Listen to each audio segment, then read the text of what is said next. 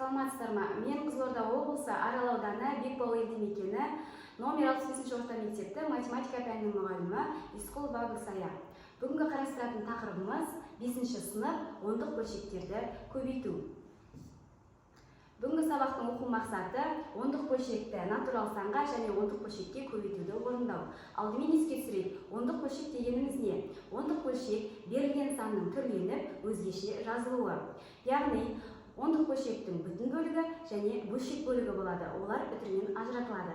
Біз осы уақытқа дейін ондық бөлшектерді оқуды, жазуды, салыстыруды, қосуды, азайтуды және ондық бөлшекке натурал санды көбейтуді үйренген болатынбыз. Енді бүгін ондық бөлшекке ондық бөлшекті көбейтуді үйренеміз. Ондық бөлшектерді көбейту ережесі. Ондық бөлшектерді көбейтуді орындағанда, натурал сандарды көбейтуді орындағандай үтірге мән бермейміз. Сонан соң көбейткіштерде үтірден кейін барлығы неше цифр, яғни ондық таңба болатын болса, көбейтіндінің мәнінде оң жақтан сонша цифр қалдырып ажыратамыз. Мысалы, көбейтіндінің мәнін табайық. 9,8 және 3,2 ондық бөлшегін көбейтуді орындаймыз. Ережеге сәйкес үтірге мән бермей 98-ге 32-ні көбейтуді орындағандай көбейтеміз. Яғни 2,8 16, 6 түсет 1 ойда, 2,9 18 ойдағымен 19. Келесі 3,8 24, 4 түсет 2 ойда, 3,9 27 ойдағымен 29. Қосуды орындаймыз. 6 түседі, 9-ға 4 қосамын 13, 3 түсет 1 ойда, 9-ға 1 қосамын 10 ойдағымен 11, 1 ойда, 2 ойдағымен 3. Сонда бізде 3136 шықты. Енді үтірді қалай ажыратамыз? Жаңағы ережеге сәйкес үтірден кейін қанша цифр тұратын болса, көбейтіндінің мәнінде оң жақтан сонша цифр қалдырып үтірді ажыратамыз. Сонда 9,8 бен 3,2-ні көбейткенде 31,136 ондық бөлшегі шығады екен. Келесі 2,116 және 1,107 ондық бөлшектерін көбейтуді орындағанда дәл ережеге сәйкес үтірге мән бермейміз. Сонда 7 6 42, 2 түсет 4 ойда, 7 1 7 ойдағымен 11, 1 түсет 1 ойда, 7 2 14 ойдағымен 15. Келесі 0-ды көбейтуді орындағанда бізде бәрібір 0 шығады. Ары қарай 1-ді 6-ға көбейтемін 6, 1 1 1, 1 2, 2. Сонда қосуды орындаймыз. 2 түседі, 1 түседі.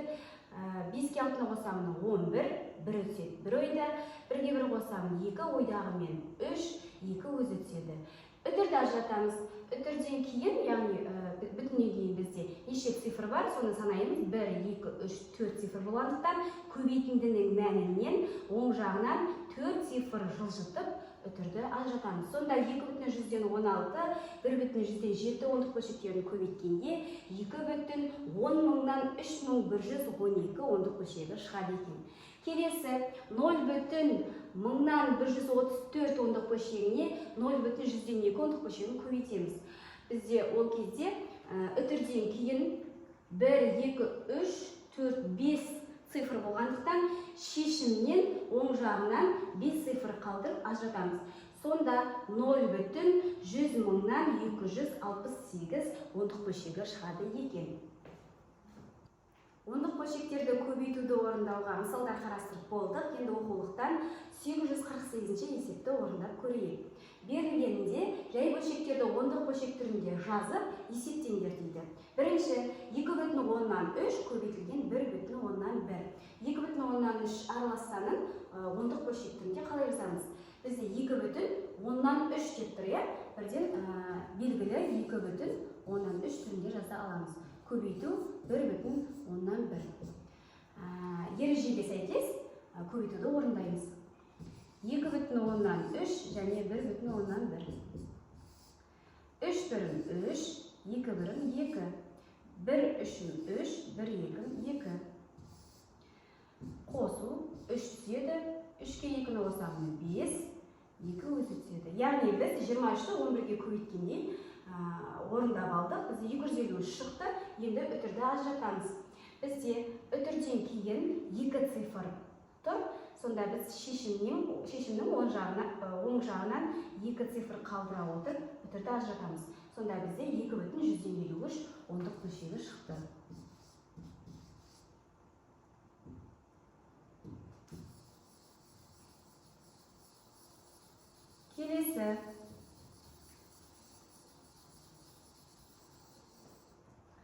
100-ден 71 көбейтілген 6,3. 100-ден 71 жай бөлшегін ондық бөлшек түрінде қалай жазамыз? Бізде алымы кіші, сол себепті 0 бүтін шығатыны белгілі. Сонда бізде 0 бүтін 100-ден 71 деп ондық бөлшекке айналдырып аламыз. Және көбейтілген 6,3 көбейтуді орындаймыз. 0 бүтін 100-ден 71 көбейтілген 6,3.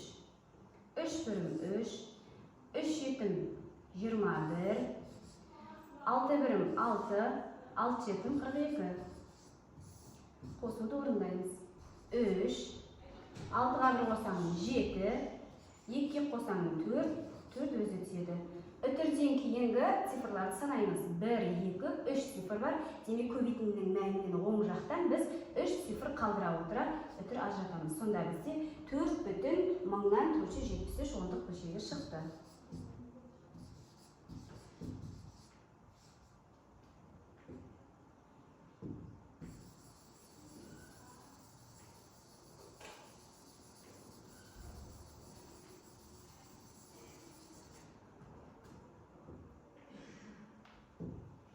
Келесі 4,5-тен 1 және 2,5-ті көбейтуді орындаймыз.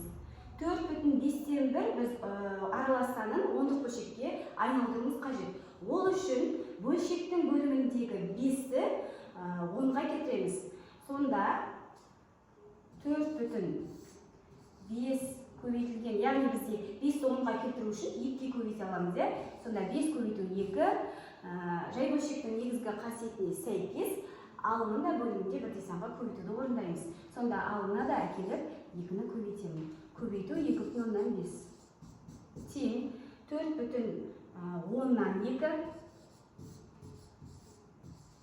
көбейту 2,5. Сонда 4,2 ондық бөлшегіне айналады, 2,5-ке көбейтемін. Сонда 4,2 2,5 ондық бөлшектерін көбейтуді орындаймыз. 5, 2, 10, 0 түсет бір ойда, 5, 4, 20, ойдағымен 21. 2, 2, 4, 2, 4, 8. Қосуды орындаймын. 0, 5, 10. Үтір ажыратамыз. Үтірден кейін бізде 2 цифр болғандықтан, мына жерден үтір ажыратамыз. Сонда бізде 10,5 ондық бөлшегі шықты.